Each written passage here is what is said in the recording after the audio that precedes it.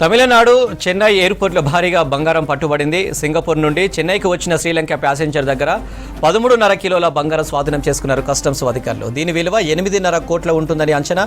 శ్రీలంక ప్రయాణికుడితో పాటు ఆయనకు సహకరించిన ఎయిర్లైన్స్ ఉద్యోగిని అరెస్టు చేశారు.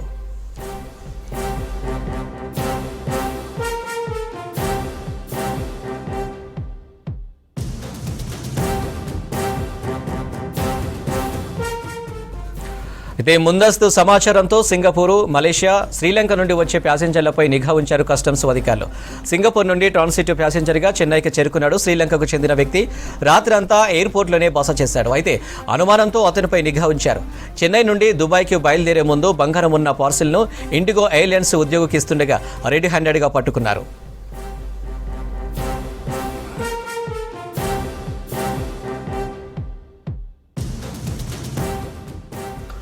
ఎయిర్పోర్ట్లో ట్రాన్సిట్ ప్యాసింజర్లు ఉద్యోగులను పెద్దగా తనిఖీలు చేయరు. దీంతో కొందరు బంగారం స్మగ్లింగ్ చేస్తున్నారన్నారు కస్టమ్స్ అధికారులు. కొందరు ఎయిర్లైన్స్ ఉద్యోగులు పార్సిళ్లను బయటి స్మగ్లర్లకు అందిస్తున్నారని చెప్పారు.